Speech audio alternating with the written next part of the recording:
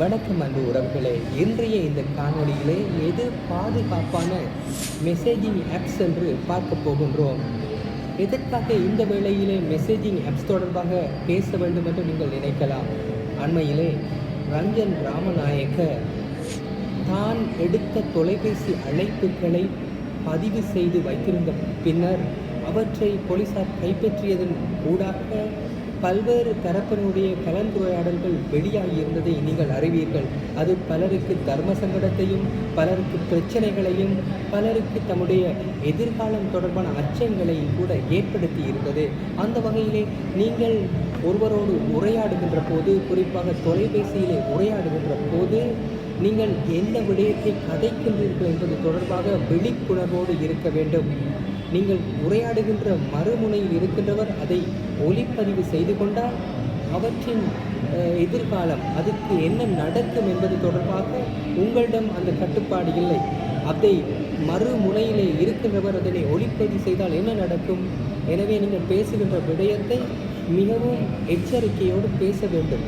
ஆனால் நான் இங்கு பேசப் போகின்ற விடயம் எது பாதுகாப்பான சேஃபஸ்ட் மெசேஜிங் ஆப்ஸ் என்பதாகும். நீங்கள் இந்த காலத்திலே ஒருவரிடம் கேட்டால் எதை பயன்படுத்தீர்கள் என்று கேட்டால் சிலர் கூறுவார்கள் வாட்ஸ்அப்பை பயன்படுத்துகிறோம், சிலர் கூறுவார்கள் வைபரை பயன்படுத்துகின்றோம், இன்னும் சிலர் டெலிகிராம், இமோ இவற்றையெல்லாம் பயன்படுத்துகின்றோம் என்று கூறுவார்கள். ஆனால் தற்போதைய நிலையிலே எது பாதுகாப்பான ஆப்ஸ் என்பது தொடர்பாக நாங்கள் இது பற்றிய நிபுணர்களிடம், இது பற்றிய அதிகமாக அறிவு உள்ளவர்களிடம் நாங்கள் வினவப் போகின்றோம். I think every user needs to look around, assess her needs, and then decide to meet her needs, communication needs, what are the best and most secure services that are available. Now, some of the most secure ones need paid subscription. So again, it's a question of, do we pay for greater security and protection, or do we go with the relatively less secure free services? So these are the trade-offs that we as users have to make. I wouldn't therefore name particular services as fully secure, but among the more secure ones that are now being mentioned and discussed and are gaining popularity, Signal is one, Telegram is another, but they require a certain set of precautions and practices by the user each and every time. So if we are careless, if we are unguarded in how we enable and use these services, even if we subscribe to these more secure services, we can still be vulnerable. So everything begins, I think, with the user, with us. We need to be aware that we can be tracked by not just nosy individuals, but by telecom companies.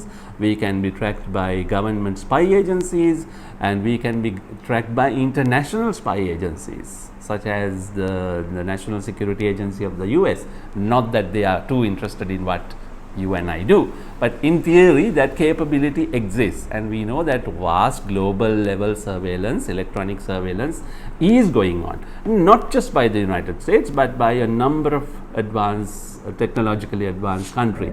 You have to be very, very careful generally when you're communicating online with anybody around exactly what you're saying and how you're going to communicate with the other person. If you're going to have a recorded conversation or if you're going to have a voice-based conversation, not a recorded conversation, you have to be very conscious that the conversation can be recorded by another party, and there's actually no way of you knowing it on the other end of the line. So that's something that you have to be very, very careful about in this day and age, because there's actually no safeguard against it. You will never know unless that person has an ethical background and says that person is recording you. So it's a very difficult question to answer, because there's no protection in a sense against what the specific question was, a Ranjan-like situation. There might be many Ranjans in the world, and they might actually be recording you as you're recording me as I give this answer. So there's no protection against that. However, if the question is around security, integrity of a conversation, such that only you and that other person are the only ones who are participants in that conversation, and nobody else is listening in, and nobody else can listen in, then that's a different kind of question. And around that, which is around the safety and security of the app or service or platform that you use to communicate with somebody else, what we generally say as a rule of thumb is that Signal, which works on Android, iOS, Windows and Mac platforms, on the desktop and the tablet and the mobile phone as well, is in as much as we know today, the most secure platform or app that one can use. It allows for textual communication, for the exchange of documents, for video calls and for voice calls. And the voice call quality is actually very good. One of the things that surprises people is how good the voice call quality is in comparison to, say, WhatsApp. Now, just the final part is not to confuse your viewers too much, is that I'm not saying WhatsApp is bad, I'm not saying iMessage is bad, I'm not saying Threema and Via and Telegram is bad. It's really dependent on who you are, who you're communicating with, what device you're using, where you are and what you want to share thoughts on. So it's a very, very complicated, complex kind of scenario.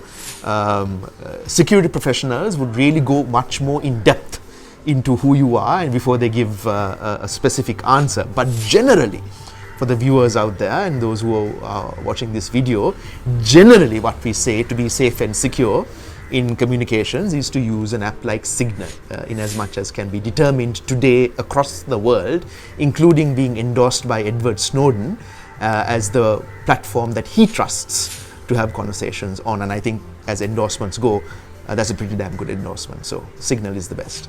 இப்போது இது தொடர்பாக விசேட அறிவுடையவர்களிடம் நீங்கள் வினவிய போது உண்மையிலே அவர்கள் பரிந்துரைக்கின்ற விடயமானது signal என்ற ஆப்பை தான் அவர்கள் பரிந்துரைத்திருக்கின்றார்கள். ஏனென்றால் அதற்கு எண்ட் டு எண்ட் என்கிரிப்ஷன் இருக்கின்றது. அந்த வகையிலே நீங்கள் பேசுகின்ற ஒரு முனையிலிருந்து மறுமுனையிலிருந்து பேசுகின்ற போது அதனை யாரும் இடைமறித்து கேட்க முடியாது.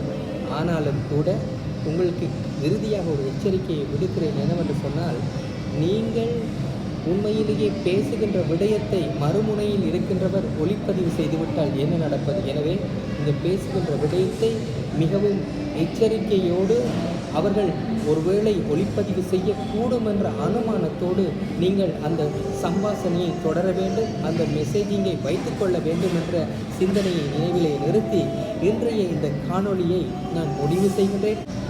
இந்த காணொளி உங்களுக்கு பயனுடையதாக இருந்தால் இதனை ஏனையருடன் ஷேர் செய்யுங்கள், கமெண்ட் பண்ணுங்கள், இந்த யூடியூப் சேனலை சப்ஸ்கிரைப் பண்ணுங்கள். மற்றும் ஒரு யூடியூப் காணொளியோடு உங்களை சந்திக்கும் வரை உங்களிடம் விடைபெறும் நான் அருண் ஆரோக்கியநாதர்.